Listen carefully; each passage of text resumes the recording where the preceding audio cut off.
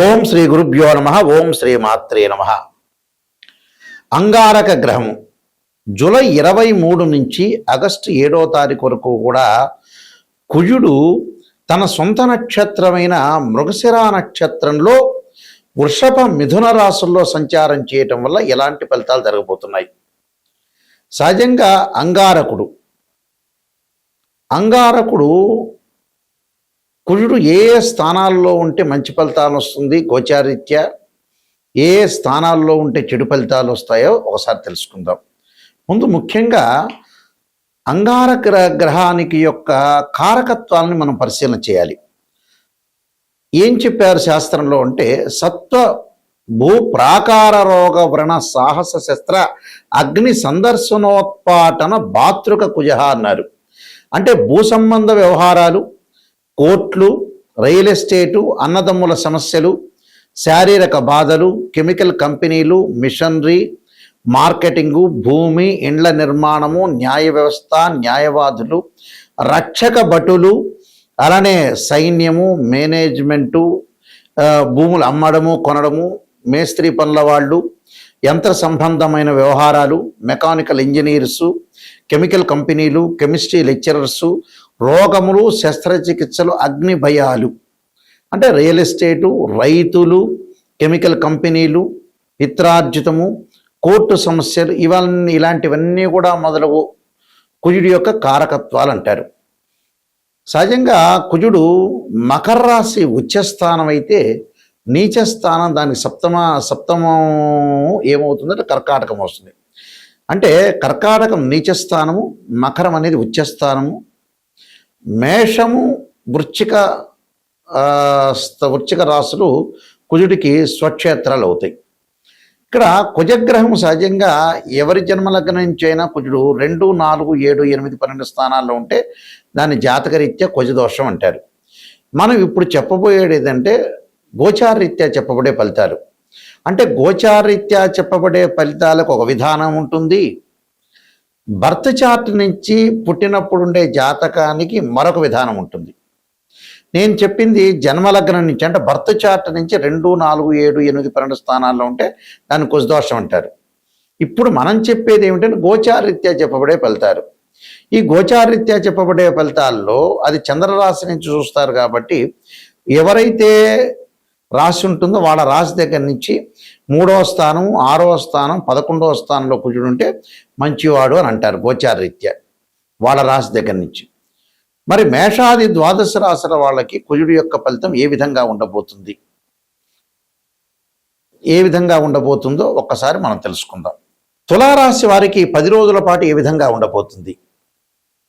ముఖ్యంగా ఈ తులారాశి వాళ్ళకి మనం చూసుకునేటట్టయితే రుణాల ఇబ్బందులు, ప్రయాణాలతో కొంత జాగ్రత్తగా ఉండాలి. ప్రయాణాలు చేసేటప్పుడు పీడకలు రాకూడదు, వ్యాధుల విషయంలో జాగ్రత్త ఉండాలి. మనశ్శాంతి లేకపోవటం, ఆరోగ్యపరంగా ఇబ్బందులు కలిగే అవకాశాలు ఎక్కువగా ఉంటాయి.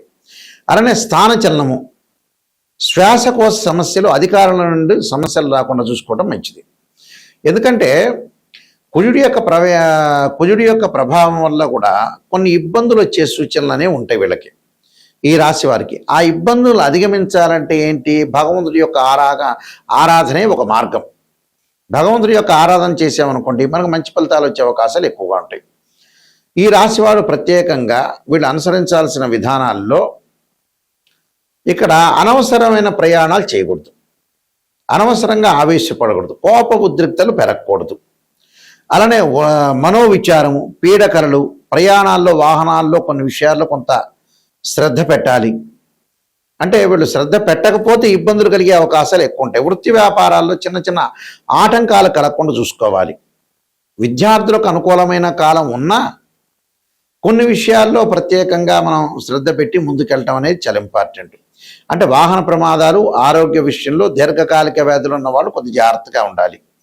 అలానే కొంత ధన వ్యయం జరిగే అవకాశాలు ఒకటి ఉంటుంది. అలానే పిల్లలతో విరోధ భావాలు పెట్టుకోకుండా భార్యాభర్తల మధ్యలో అనుకూలంగా ఉంచుకోవాలి. ఎక్కడ కూడా చికాకులు రాకుండా, డిస్ప్యూట్స్ రాకుండా ఆలోచన చేయాలి. పిల్లల గురించి ఆలోచన చేయాలి. పిల్లల విషయంలో కూడా వారసత్వ భూమిరీత్యా కూడా అంటే వారసత్వంగా ఏదైతే డబ్బులు వచ్చి ఉంటే అలాంటివన్నీ కూడా వచ్చే అవకాశాలు ఎక్కువ ఉంటాయి. అలానే ఆరోగ్యపరంగా విసుగు విరమణ లేని ప్రయాణాలు, ఇబ్బందులు కలిగే అవకాశాలు ఉంటాయి. మనసులో వృధా భయాలు ఎక్కువగా ఉంటాయి. అనవసరమైన భయాలు చెందద్దండి. వీళ్ళు తప్పకుండా ఆంజనేయ స్వామి యొక్క ఆరాధన, గణపతి యొక్క ఆరాధన చేయాలి. ఆంజనేయాయుధే వాయుపుత్రాయుధీమే తన్నో హనుమత్ ప్రచోదయాత్ అనే మంత్రాన్ని చక్కగా అంగారకుడి యొక్క గాయత్రి మంత్రాన్ని చక్కగా చదువుకోవటం వల్ల, అలానే కందులు దానం, ఎర్రని వస్త్రాన్ని, ఎర్రని పుష్పాన్ని దానం చేయటం వల్ల కూడా వీళ్ళకి మంచి జరిగే అవకాశాలు ఖచ్చితంగా ఉంటుంది. ఈ గోచార ఫలితాల్లో మనకి గోచారానికి బర్త్ చార్ట్కి చాలా లాట్ ఆఫ్ డిఫరెన్స్ అనేది ఒకటి ఉంటుంది. అంటే ఈ గోచారం అనేది ఏమిటి అని అంటే 20% రిజల్ట్ ఇస్తుంది. అంటే మనం ఏదైతే ఈ 10 రోజుల పాటు, లేకపోతే ఈ వారం పాటు, ఈ నెల రోజుల పాటు ఏ విధంగా ఉండబోతుంది, ఎలాంటి సూచనలు చేయాలి, అంటే వృత్తి ఉద్యోగాల్లో ఏ విధంగా ఉండాలి, ఆరోగ్యపరంగా ఏ విధంగా ఉండాలి, వివాహపరంగా ఏ విధంగా ఉండాలి, డబ్బులు ఎలా ట్రాన్సాక్షన్స్ చేయాలి, దీర్ఘకాలిక వ్యాధులు ఉన్న వాళ్ళు ఎలాంటి చర్యలు తీసుకోవాలి, ఎలాంటి విధానాన్ని అనుసరించాలి, ఎవరితో మాట్లాడచ్చా మాట్లాడకూడదా, వ్యాపార పరంగా ఎలా ఉంటుంది, ఉద్యోగపరంగా ఎలా ఉంటుంది, ఆరోగ్యపరంగా ఎలా ఉంటుంది, వివాహపరంగా ఎలా ఉండబోతుంది అనేది, విదేశాలకు వెళతామా వెళ్ళమా, ఎవరితోనో గొడవలు జరిగే సందర్భం ఉంటుందా, భార్యాభర్తల మధ్యలో బాండింగ్ అనేది ఎలా ఉండబోతుంది, ఫైనాన్షియల్ పరంగా ఎర్నింగ్ ఎలా ఉండబోతుంది, ఎకనామిక్ గ్రోత్ ఎలా ఉండబోతుంది, ఎడ్యుకేషన్ పరంగా ఎలా ఉండబోతుంది, ఎలాంటి డిసీజెస్ వచ్చే అవకాశం ఉంటుంది అనే దాన్ని ఈ 10 రోజుల్లో, అంటే ఈ గోచారరీత్యా మేమైతే ఎన్ని రోజులైతే చెప్తామో, అంటే జూలై 23 నుంచి ఆగస్టు 7 వరకు కూడా కుజుడి యొక్క ప్రభావం ఎలా ఉండబోతుంది, అంటే భూ సంబంధ వ్యవహారాలు, అన్నదమ్ములు, ప్రత్యేకంగా మార్కెటింగు, ఇండ్ల నిర్మాణము, న్యాయవాదులు, రక్షక భటులు, మేస్త్రీ పనులు చేసేవాళ్ళు, యంత్ర సంబంధమైన విషయాలు, మెకానికల్ సంబంధించిన వాళ్ళు ఏ విధంగా ఉండబోతున్నారు తెలుసుకోవడమే గోచారం. బర్త్ చార్ట్ అంటే లాట్ ఆఫ్ డిఫరెన్స్ ఉంటుంది. అది లాంగ్ రన్లో ప్రొడిక్షన్ అర్థం. బర్త్ చార్ట్ని కూడా ద్వాదశ భావాలను అనుసరించాలి. అంటే ద్వాదశ భావాధిపతులు ఉంటారు. అంటే ఒక 16 డివిజనబుల్ చార్ట్స్ ఉంటాయి. ఈ 16 డివిజనబుల్ చార్ట్స్ని మ్యాథమెటికల్గా క్యాలిక్యులేషన్ వేసి మనం భావచక్రాన్ని, రాశిచక్రము, నవాంశము, దశమాంశము, సప్తమాంశము, త్రింశాంశం, ఇలాంటి 16 అంటే 16 డివిజనబుల్ చార్ట్స్ ఉంటాయి. ఈ 16 డివిజనబుల్ చార్ట్స్ని మనం అనాలిసిస్ చేయాలి. అందులో భావాధిపతులు వేరు, రాస్యాధిపతులు వేరు, ఆ బాక్స్లో ఉండే గ్రహం వేరు. భావాధిపతి అంటే ఏంటంటే లగ్నం నుంచి అనుసరించేది. అంటే లగ్నం అంటే తనుభావం, తనుభావానికి రవేధిపతి, ద్వితీయ భావానికి గురువు, తృతీయ భావానికి కుజుడు, చతుర్థ భావానికి చంద్రుడు బుధుడు, పంచమ భావానికి గురువు, షష్టమ భావానికి శని కుజులు, సప్తమ భావానికి శుక్రుడుని, అష్టమ భావానికి శనిని, అలానే భాగ్యస్థానానికి భాగ్యభావానికి రవి గురువులని, అలానే దశమ భావం రవి బుధుడు గురువు శని దశమ భావం, లాభభావం గురువని, వ్యయభావం శనిని, ఇవన్నీ అనుసరించాలి. అంటే ఇవి భావాధిపతులు. రాస్యాధిపతులు వేరు. అంటే భావాధిపతి అంటే ఇంటి ఓనరు, రాస్యాధిపతి అంటే బిల్డరు. అక్కడుండే ఏదైతే బాక్స్లో ఉంటుందో, మేషాది రాసుల బాక్స్లో ఉంటే అవి టెనెంటు అని అర్థం. అంటే తాత్కాలిక గ్రహాలు మారచ్చు, టెనెంటు అని అర్థం. ఇవన్నీ కూడా మ్యాథమెటికల్ క్యాలిక్యులేషన్ వేసి ఎక్కడెక్కడ దృష్టిలు ఉన్నాయి, ఏ లగ్నానికి ఏ దశలు కలిసి వస్తాయి, అంతర్దశలు ఎలా ఉండబోతున్నాయి, సూక్ష్మ దశలు ఏంది, ప్రాణదశలు ఏంది, లక్ష్య యోగాలు ఏంది, గజకేశ్వర యోగం ఏంది, రవిబుధాదిత్య యోగం ఏంది, మనకి చాలా కాంబినేషన్ ఆఫ్ యోగాలు చెప్పారు. చంద్రమంగళ యోగం దగ్గర నుంచి ఈ యోగాలు అనేవి కూడా ఏ విధంగా ఉండబోతున్నాయి. 300 కాంబినేషన్స్ ఉంటాయి యోగాల్లో. అంటే 2 or more planets is conjunction is called yoga అంటారు. 2 కానీ 3 గ్రహాలు కానీ కలిసినా దృష్టి ఉన్నా దాన్ని యోగము అంటారు. లైఫ్ని ఎలా ఎన్హాన్స్ చేసుకోగలుగుతాం, లైఫ్ని ఎలా ముందుకు తీసుకెళ్తాం అనేది యోగం తెలుస్తుంది. యోగము అంటే 2 గ్రహాల యొక్క కలయిక. అంటే 2 or more planets is called yoga అంటారు. దాని డెఫినేషన్ అది. మ్యాథమెటికల్ అనాలిసిస్ చేసి మనం చెప్పేది యోగము అంటారు. యోగము, గ్రహాలు, ఉద్యోగాలు, వ్యాపారాలు, ఇలాంటివన్నీ కూడా బర్త్ చార్ట్ ద్వారా తెలుస్తుంది. నిజాన్ని తెలుసుకోవటం చాలా ఇంపార్టెంట్. ఎక్కడైతే నెగిటివ్ ఉంటుందో దాన్ని మనం పాజిటివ్ చేసుకుంటే మనం కంప్లీట్ మ్యాన్ అయినట్టు. నిజాన్ని తెలుసుకోలేదనుకోండి, అనవసరంగా ఆస్ట్రాలజర్ని అప్రోచ్ కావటం అనేది మంచిది కాదు. నిజాన్ని తెలుసుకుంటేనే మనం బాగుపడే అవకాశాలు ఎక్కువగా ఉంటాయి. ఎందుకంటే సత్యం ఎప్పుడు కూడా సత్యమే. అసత్య ధోరణిలో ఎప్పుడు ఉన్నామనుకో మనల్ని మనం మోసం చేసుకున్న వ్యక్తిని అవుతాం. చాలామంది కూడా ఆస్ట్రాలజర్స్ అప్రోచ్ అవుతున్న ఎవరైతే క్లయింట్స్ ఉంటారో ప్రేక్షకులు, వాళ్ళందరూ కూడా పాజిటివ్ గురించి ఆలోచన చేస్తారు. పాజిటివ్ ఏముందంటే మీకు తెలుస్తుంది విషయం. ఆస్ట్రాలజీని అంత అప్రోచ్ కావాల్సిన పని లేదు. ఎక్కడైతే ఫ్యూచర్లో కానీ ప్రజెంట్ సిచ్యువేషన్లో కానీ నెగిటివ్ జరగబోతుందో దాన్ని తెలుసుకొని దాని పరిష్కార మార్గాలు తెలుసుకుంటే దాన్ని మనం ఓవర్కమ్ చేసే అవకాశం ఖచ్చితంగా ఉంటుంది. అలా ఓవర్కమ్ చేయలేదనుకోండి జీవితాంతం అంతే ఉంటుంది. కాబట్టి ఈ విషయాలన్నీ కూడా ప్రేక్షకులు గమనించాలి. దానికి తగ్గట్టుగా దాని పరిహారాల మార్గాలు ఉంటాయి. ప్రతిదానికి కూడా ఒక సొల్యూషన్ ఉంటుంది.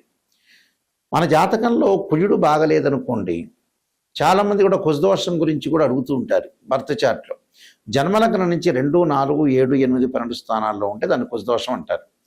13 నక్షత్రాల కుజదోష ఎగ్జంప్షన్ ఉంటుంది. కొన్ని లగ్నాలకు ఉండదు, కొన్ని రాశులకు కూడా కుజదోషం అనేది ఉండదు. అది గమనించాలి. ప్రతివాడికి కుజదోషం ఉందనేది పొరపాటు. కుజుడు గురువు కలిస్తే కూడా కుజదోషం అనేది వర్తించదు. కుజుడి మీద గురు దృష్టి ఉంటే కూడా కుజదోషం వర్తించదు. అలానే ఇక్కడ అశ్విని కానీ, మృగశిర కానీ, పునరస్సు కానీ, రేవతి, అనురాధ ఇలాంటి నక్షత్రాలకు 13 నక్షత్రాలకు కుజదోషం ఉండదు. కొన్ని రాశులకి, కొన్ని లగ్నాలకి చాలా ఎగ్జంప్షన్స్ ఉన్నాయి కుజదోషం గురించి. దాని గురించి ఆలోచన చేయాల్సిన పని లేదు. అయితే దాని పరిష్కార మార్గం కూడా ఉంది. కుజుడికి అధిదేవత, ప్రత్యదేవత, అంతరిక్ష దేవతలు ఉంటారు. అంటే ఇక్కడ అంతరిక్ష దేవతలను కూడా మనం చూసుకోవాలి. అంటే భగళాముఖి, అలానే భగళాముఖి స్తోత్ర పాలనం చేయటం కానీ, సుబ్రహ్మణ్య స్వామి యొక్క అష్టకం కానీ, సుబ్రహ్మణ్యం యొక్క స్తోత్ర పాలనం కానీ, నాగదేవతను భక్తి శ్రద్ధతో కొలవటం కానీ, రాహుకాలంలో దీపం పెట్టడం కానీ ఇలాంటివి చేసుకోవాలి. చేసుకోవటం వల్ల ఏంటంటే మనకు మంచి జరిగే అవకాశాలు ఎక్కువగా ఉంటాయి. ఇలాంటివన్నీ కూడా ఆలోచన చేయాలి. అంటే ఇక్కడ ఏంటి, అగ్నికి ఏదైతే కుజుడికి అధిదేవత ప్రత్యదేవతల్ని భక్తి శ్రద్ధతో కొలవటం, అధిష్టాన దేవత సుబ్రహ్మణ్య స్వామి, అలానే క్షేత్రపాలకుల్ని, అలానే పృథ్వీని భూసూక్తము పారాయణం చేసుకోవటం, అలానే భూసూక్తాన్ని చదవటం, భగళాముఖి స్తోత్రాన్ని, సుబ్రహ్మణ్య స్వామి యొక్క అష్టకాన్ని చదవటం వల్ల కుజదోషం తొలగిపోతుంటుంది. అలానే వివాహం కాని స్త్రీ పురుషులు ఎవరైనా కుజదోషం అనేది ఒకటి ఉంటే ఎగ్జంప్షన్ ఉందా లేదా చూసుకోవటం ఒకటి, శ్రీ వల్లీ దేవసేన సమేత సుబ్రహ్మణ్య స్వామి యొక్క కళ్యాణం చేయటం. అసలు జాతకంలో కుజదోషం గురించి భయపడాల్సిన పని లేదు. వివాహానికి అసలు శుక్రుడే కారణం, కుజుడు కాదు. ఒకవేళ కుజదోషం ఉందనుకో దాని పరిహారం అనేది చేసుకోవచ్చు, తప్పేమీ లేదు. నేను ఆల్రెడీ కాలసర్పయోగ చంద్రిక, రాహుకేతులు, ఛాయాగ్రహాలు, అలానే పుత్రగణపతి వ్రతము, స్వప్నశాస్త్రము, సర్వదేవతా గోత్రములు పార్ట్ 1, పార్ట్ 2, నవగ్రహ దోషాలకి 12 మహావిద్యల యొక్క స్తోత్ర పారణాలు, అమ్మవారి యొక్క పారణాలు, బృహత్ పరిహార Sindhu, Jataka Chandrika, Vivaha Marthandam, production of astrology, transit of results అనే పుస్తకాలు నెంబర్ ఆఫ్ ఆస్ట్రాలజీ బుక్స్ రాశాను నేను. ఇవన్నీ కూడా మా దగ్గర లభ్యమవుతాయి. అలానే రాజమండ్రిలో కోటగుమ్మంలో ఉన్న అతిపెద్ద పబ్లికేషన్ అయిన ఇండియాలోనే మోహన్ పబ్లికేషన్ వారి దగ్గర కూడా ఈ పుస్తకాలను లభ్యమవుతాయి. వారిని అడిగి మీరు కూడా తెచ్చుకోవచ్చు. అయితే మా వెబ్సైట్ www.nayakanti.com, www.nayakanti.in ఈ వెబ్సైట్ చూడండి. ఈ వెబ్సైట్లో మీకు ఆ వెబ్సైట్ చూస్తే కూడా ఆ పుస్తకాలన్నీ కూడా మీకు కనపడుతూ ఉంటాయి. అలానే మీకు ఏ డౌట్లు వచ్చినా మమ్మల్ని సంప్రదించాల్సిన వాళ్ళు ఎవరైనా సరే నిజం తెలుసుకొని నాయకంటి గారి ద్వారా బాగుపడాల్సిన వ్యక్తులు మాత్రమే ఫోన్ చేయండి. మా నెంబర్ కూడా స్క్రీన్ మీద స్క్రోలింగ్ అవుతున్న నెంబర్ ఉంటుంది. ఆ నెంబర్కి మీరు కాల్ చేసి తెలుసుకోండి. మీ అందరికీ కూడా శ్రీ పరమేశ్వరి యొక్క కరుణాకటాక్షం ఉండాలని ఆశిస్తూ సర్వే జనా సుఖినో భవంతు.